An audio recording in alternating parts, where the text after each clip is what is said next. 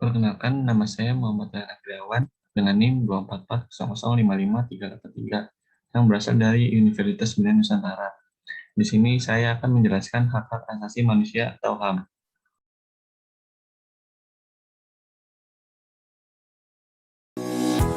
Apa itu hak asasi manusia?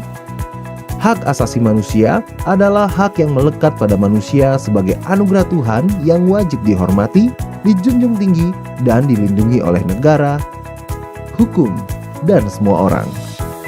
Secara umum, HAM bersifat kodrati, yang artinya HAM adalah hak yang telah menjadi kodrat manusia. Selain itu, HAM bersifat universal, yang artinya HAM secara umum berlaku di seluruh dunia dengan tetap menghormati adat istiadat dan budaya negara masing-masing. HAM juga bersifat langgeng, yang artinya HAM adalah hak manusia sejak dari dikandungan hingga meninggal. Manusia memiliki hak yang tidak dapat dikurangi dalam keadaan apapun, yaitu hak untuk hidup, hak untuk tidak disiksa, hak kemerdekaan pikiran dan hati nurani, hak beragama, hak untuk tidak diperbudak, hak untuk diakui sebagai pribadi di hadapan hukum, dan hak untuk tidak dituntut atas dasar hukum yang berlaku surut. Pengertian HAM. HAM merupakan kumpulan hak-hak yang melekat erat atau inheren dan dimiliki setiap manusia yang berada sejak ia lahir ke dunia. Macam-macam hak asasi manusia.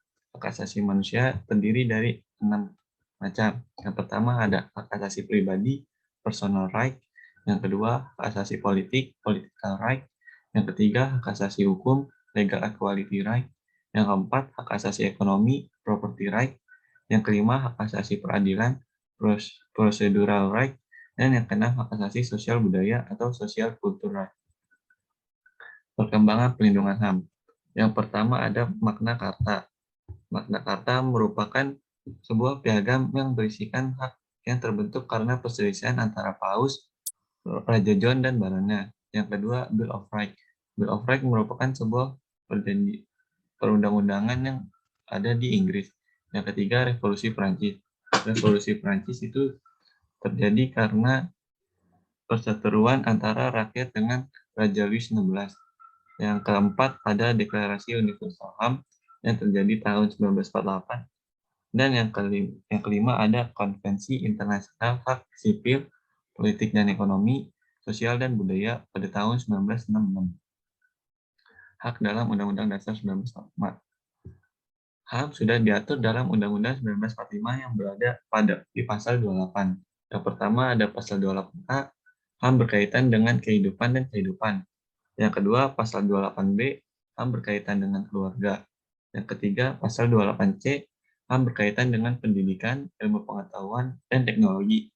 Yang keempat, ada pasal 28D, HAM berkaitan dengan pekerjaan. Yang kelima, pasal 28E, HAM berkaitan dengan kebebasan dalam memilih agama. Yang keenam, ada pasal 28F, HAM berkaitan dengan informasi dan komunikasi. Yang ketujuh, pasal 28G, HAM berkaitan dengan rasa aman dan perlindungan dari perlakuan yang merendahkan derajat dan martabat manusia. Yang kedelapan, pasal 28H, HAM berkaitan dengan kesejahteraan sosial. Yang kesembilan, pasal 28I, HAM berkaitan dengan persamaan keadilan. Yang kesepuluh, pasal 28J, HAM berkewajiban menghargai hak orang lain dan pihak lain. Jenis-jenis pelanggaran HAM. Pelanggaran HAM terbentuk dari dua jenis. Yang pertama ada ringan. Contohnya itu melakukan penganiayaan, melakukan hal yang akibat dapat mencemarkan nama baik seseorang. Yang ketiga, menghalangi seseorang untuk menyampaikan aspirasinya dengan berbagai cara. Yang keempat, melakukan aksi kekerasan. Contoh jenis pelanggaran HAM yang berat, yaitu ada pertama pembunuhan, yang kedua pemusnahan, yang ketiga perbudakan, yang keempat pemindahan paksa penduduk, yang kelima perampasan berat atas kebebasan fisik, yang keenam, penyiksaan. Yang ketujuh, pemerkosaan, perbudakan seksual, pemaksaan prostitusi, pemaksaan sterilisasi. Yang kedelapan, kejahatan apartheid. Contoh pelanggaran HAM di Indonesia. Yang pertama, ada kerusuhan Tanjung Priok. Yang kedua, penculikan aktivis pada 1997 sampai 1998.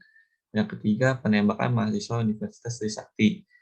Yang keempat, tragedi Semanggi 1 dan 2.